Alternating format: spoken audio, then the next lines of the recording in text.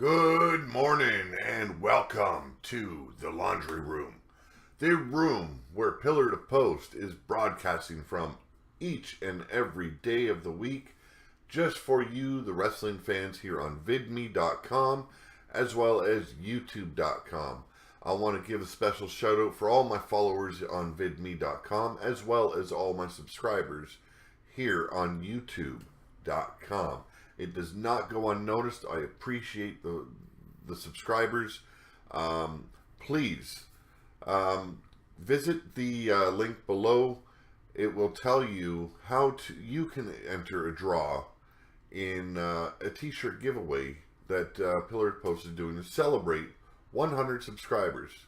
Now, some people might not understand why I'm celebrating 100 subscribers. Well, I'm an easy to please kind of guy, you know. I appreciate that the fans and the people are enjoying the podcast, so I want to give a little back. Talking about giving a little back, my new sponsor, Audible.com, is now offering a deal for you, just you, the subscribers and followers of vidme.com and youtube.com. Now, today's podcast is brought to you by Audible. Get a free audiobook download and 30-day free trial at www.audibletrial.com/pillar to post. Now, you can choose from over 180,000 titles to choose from for your iPhone, Android, Kindle, or MP3 player. This offer is just for the listeners of Pillar to Post podcast. Audible is offering, like I said, a free audiobook download with a free 30-day trial to give you the opportunity to check out their services. Now, they have tons of books to choose from. Genres coming out the wazoo, people. You know, you can choose from fantasy fiction to autobiographies to real life. Fantasy fiction. My favorite selection are in genre of the bunch. And also, I'm hoping to have my novel, Dragon's Kin, going up on Audible this year as well. So, like I said, tons to choose from. AJ Lee just came out with her autobiography, Crazy is My Superpower. You've got guys from like Chris Jericho, Mick Foley, Ric Flair. The list goes on and on. If you want wrestling related content for your reading or listening, I should say, this is the place to go to. Now, I'm going to put this link also in the description below to make it easier. And yes, you need to use the link I give you in order to get this deal. It is something that is very near and dear to me because I am a writer.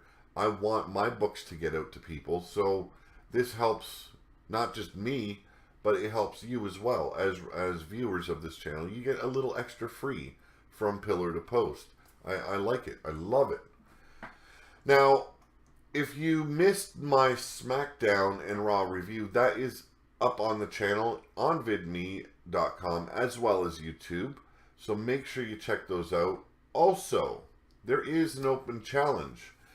I am on the road to 500 subscribers. That is the goal right now. It is a small goal, but it is a goal nonetheless.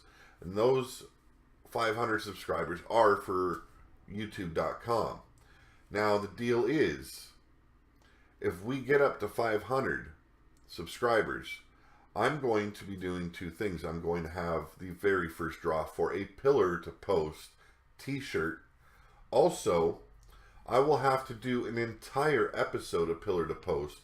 It has to be 1 hour in length after consuming the world's hottest hot sauce, and that is the Carolina Reaper hot sauce. That is for the 500th subscriber celebration video. So make sure you check those videos out. I will be placing those links in the description below. So a lot to do, a lot to check out, and please make sure you subscribe. If you're going to use this special deal from Audible, at least, you know, be respectful and subscribe to the channel, because It is something that's helping this channel grow. And that is the main thing when you're a podcaster. You're aiming to grow your channel. And having a promoter or having someone that's going to help you promote and sponsor you, it's a big deal for a podcaster because, you know, in the end, it's just going to be able to help you do things that you normally couldn't do for your channel. So make sure you check out the deal. You don't have to continue to be a subscriber to Audible. You can get your free book and you can end your subscription the same day. They are not going to take back your free audio book. So check it out, people. Make sure to give it a try. Give it a good try. You got 30 days free automatically, as well as a free audio book. So, you know, plenty to check out, and you never know. You might want to stick with Audible. They are a great company to be with. So, moving on.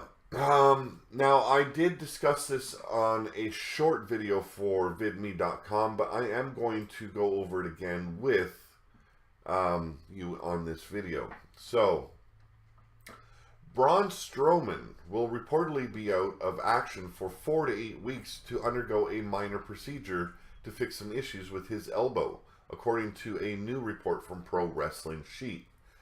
Now, if you watched Monday Night Raw, you would have seen his arm was in a sling. Now, this wasn't a work like the previous injuries that he sustained at the hands of Roman Reigns. No, this was a legit injury that he needed medical attention for. He needs to go for surgery now and get that elbow repaired, and that way we will be able to have the monster among men as he's being billed as. Now, the report noted that plans for Extreme Rules and Great Balls of Fire have been changed due to this undisclosed injury/surgery. WWE has been doing a storyline where Braun suffered a torn rotator cuff, but that is a work. It doesn't mean anything. It was just for the storyline. At tonight's Raw, this week's Raw, Strowman, who has been doing street fights with Roman Reigns on the current European tour, wrestled Kalisto with his arm in a sling. Now, Reigns interfered and hit Strowman's arm with a steel chair on the steps to write him off television to fix his elbow issues. So, what we've seen on Raw this week, like the article said, it was just to write him off. He wasn't really getting injured even more. They're just making sure that it looked good, because all the other injuries that they claimed he had were obviously fake. So they wanted to make sure you understood this is a legit injury. So they needed to write him off in storylines in order to make it make sense. So I do like it that they did that. It looked brutal. It looked good. But all in all, Raw was total shit. We had one good match for SmackDown this week. The rest of it was mediocre. And all I'm waiting for is NXT tonight. Because NXT seems to be the wrestling show. The one where you only get 1 hour of wrestling, but they jam-pack it full of action. And that's what I like to see in my wrestling product. I like to see wrestling. Moving on. More news. How long Ember Moon will be out of action? Now, as noted, Ember Moon confirmed this week that she is out of action with a shoulder injury that will cause her to miss the Fatal 4-Way at WWE NXT TakeOver Chicago later this month. The new NXT Women's title match will see Asuka defend against Ruby Riott and Nikki Cross in a triple threat now. WWE posted this update on Moon and noted that she's expected to be out of action for 4 to 5 weeks. Now, shoulder injury takes Ember Moon out of TakeOver Chicago, and Moon suffered a grade 1 shoulder sprain as a result of Asuka's ambush during last week's #1 Contenders Battle Royal, and will not be able to compete at NXT TakeOver Chicago on May 20th. WWE.com has learned doctors estimate that Moon will require 4 to 5 weeks to recover from the injury. Now, along with Ruby Riott and Nikki Cross, Moon was scheduled to challenge Asuka in a NXT Women's Championship Fatal 4-Way match in Chicago. NXT General Manager William Regal announced the title bout after Asuka crashed last week's #1 Contenders Battle Royal and brutalized the 3 finalists, Moon, Riott, and Cross. Now, during the turmoil, the Empress of Tomorrow pushed Moon off the top turnbuckle before launching her through the ropes, causing Moon to fall hard on the floor. And it wasn't just hard on the floor. I did watch the episode. She connected very badly with the barrier that separates the fans from ringside. She landed wrong. And now everyone assumed that it was because it was more or less her arm or shoulder hitting the barrier. No, it was the way she fell. The shoulder basically was, like they said, sprained severely because of her arm being the wrong way when she took the bump. So 4 to 5 weeks before we get Ember Moon back, the second best woman that they have in wrestling currently. She's not just beautiful, she is tough as nails, and I can't wait to see her come back to NXT. Big news! Legendary former tag team champions have their final match as a tag team. I thought this was big news because I was and still am a huge fan of Demolition. Now, the legendary tandem of Axe and Smash that make up Demolition had their last match as a tag team on Saturday night for an independent promotion known as Keystone Championship Wrestling in Pennsylvania. This may not be the last match for Darso, who played Smash, but it would appear that Bill Eadie, the man that played Axe, is probably the reason that they are finishing up as a team. Demolition were known at first as the WWE's answer to the Road Warriors. They basically tried recreating the Road Warriors, aka Legion of Doom, and it became something more, something bigger. They became their own individual team, and it wasn't just a Road Warrior ripoff in the end. It was Demolition, and they played and they were the team. They were great together. You don't see tag teams like them anymore.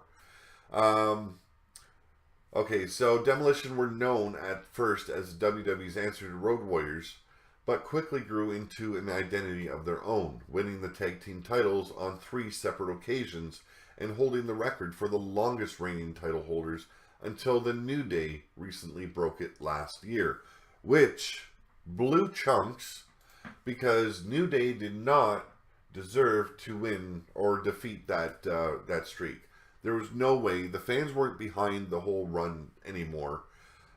They became very stale, very boring. And just because they held the titles that long does not mean they defended it as Demolition had. Demolition were consummate wrestlers. You know, they made sure that when they had that title, they were defending it. And that's something we did not get from a New Day title reign. Yes, they held it longer, but they did not defend it like Demolition did. So, you know, these guys are pretty damn old now, and it shocked me at first that they were still wrestling because I haven't really heard anything from them in a very long time. And to hear that they are still hitting those ropes and taking those bumps at their age was astounding to me. So they've had their final match. Bill Eadie, also known as Axe, is retiring, and Barry Darso, not sure what he's going to do yet. So could he still have a singles career even at his age? It is very possible. Look at Terry Funk. Terry Funk retired how many times? And he still wrestles at times to this day. So it is amazing how long these guys can actually go. Now also, Matt and Rebby Hardy dispute report on when TNA filed trademarks on Broken Gimmick. Again, alleged Jeff Jarrett is leaking rumors to Dirt Sheets. This was written by Sean Reuter. Excuse me. Better take a drink. Oh, cold coffee. Not the best thing to drink in the morning. Now, a post this morning on PW Insider reported an Impact Wrestling source told them trademarks on ownership of the Broken Universe, currently disputed or being disputed between parent company Anthem Entertainment and the Hardys, were filed in January 2017. This, despite legal documents being dated April, which Insider speculates could be a government filing date and not indicative of when the former TNA submitted the paperwork. Matt and Jeff and the rest of House Hardy left Impact when their deals expired at the end of February, and this legal battle has remained in the headlines ever since. Matt's wife Rebby has stated on numerous occasions she filed to legally document their ownership of characters like Broken Matt and Brother Nero and catchphrases like Broken Brilliance, including when Impact added trademark symbols to those words on YouTube in mid-March. This morning, she disputed Insider's story and again stated her belief Jeff Jarrett is leaking the Impact source, or that Jeff Jarrett is the Impact source. This is from Rebby Hardy's Twitter account. She stated, if that were true, they would have gone through the patent office long before mine did. Don't buy bullshit reports from source Jeff Jarrett. Now, she continued on Twitter by saying, how desperate and pathetic do you have to be sending fake reports to dirt sheets, though? At real Jeff Jarrett. Also, taking it to him again. Now, Matt tweeted in support of her and claimed Impact is working the dates to their benefit. Matt Hardy said the days of working, and that was done in quotes, figures and statistics, and in brackets he puts AKA lying in this industry are over, especially government documented records. Now, Insider Stories also claim Anthem and Impact officials are upset they are losing the public relations battle with the Hardys, and that coverage has been tilted in Matt and Jeff's favor. I'm not sure this exchange is going to change that, especially in the eyes of fans who see Jarrett and Impact President Ed Nordholm as denying them of an act they want to see. Now, interestingly, Mike Johnson at Insider also writes that not only is there no settlement agreement in place, but reminds us no lawsuit has been filed in the case as well, which could mean there's no end in sight to this public battle. So enjoy the tweets, because social media may be the only place we see Broken Matt for the foreseeable future. There are, however, conflicting rumors which say WWE has worked out a deal with Anthem which would allow the boys to use the gimmick. None that I've seen specify a date, but those at least provide a reason to be optimistic. Now, I was reading a lot of fans' reactions to this article. They're not happy. They're not happy with both sides. They think the Hardys are being childish and immature with taking on this dispute to Twitter. But then you also have Jeff Jarrett's wife, Karen, basically telling the Hardys to fuck off. Now, that tweet was deleted, but it was out there. There's still no court battle, so I don't know what the holdup is. Now, either there is a lawsuit, or the Hardys do own the trademark rights to the Broken Universe. But at this point, as fans, we're getting tired of this. There's constant mention of this on the news. And when you have a slow news week, what do? You go to reports that are still coming in about the same bullshit over and over and over again. And I do apologize to my viewers for it, but it is top news in the wrestling world, and that is my job with this podcast, in bringing you that top news. Now, do I agree with everything that's being done on Twitter? No, I don't. But I do support the Hardys because it has been documented by many people that it was their brainchild. Now, yes, they did have input after they created this gimmick and universe, But if they are the creators, a little bit of input from others should not negate their rights to their work. It shouldn't. But the constant battle that we're seeing on Twitter these days, it is a little excessive. Now you've got Rebby Hardy, who is 8 months pregnant, and she's on there losing her shit because of the crap that's going on, and that is not good for a pregnant woman to begin with. Also, you've got Impact threatening her with lawsuits because she likes to defend her husband. Makes no sense to me. It needs to end. They need to come to some kind of settlement agreement that this gimmick can be used, or Matt Hardy just needs to bring out a new character. And if he wants to go the broken route, it's still easy. He already said it on Twitter. If he can't be broken, well, the next step could be just going savage. So he's already had this in mind. Why not just run with it? It is very similar. You wouldn't have to change much to the gimmick in order to switch it over. So why not just run with it and end this whole freaking battle over a gimmick that, it is a good gimmick, but in the end, how long will it last? Everyone wants to see it done in WWE, but once it's done, are they going to still support it? Give me your thoughts on the whole Hardy's situation. Emma leaves WWE European Tour early for more tests on her injured shoulder.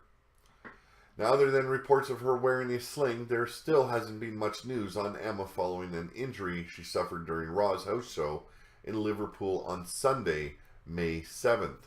The injury is said to have occurred after taking Sasha Banks' double knees to her in the corner while she was draped across the middle ropes. Now, basically what she does is Sasha Banks lays her opponent over in the corner across the middle ropes by the turnbuckles, and then she jumps up, lands with her knees on their stomach. Emma fell wrong, it injured her shoulder, and now she's out once again.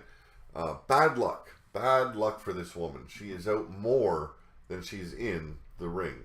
Now, in the short term, things are not looking great.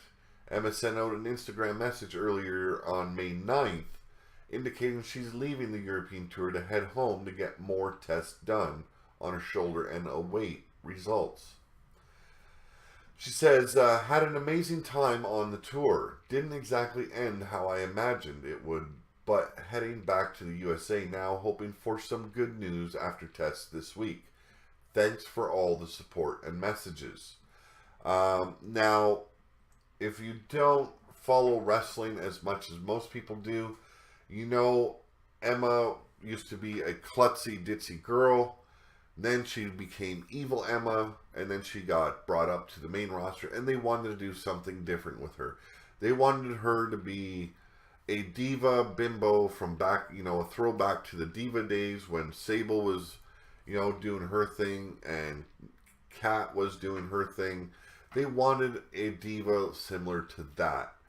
And many, many, many weeks of being out of action and trying to get into this gimmick, they basically just cut it and let her be Evil Emma once again. She's finally back in the ring, and now she's out once again due to injury. This girl is not having any luck.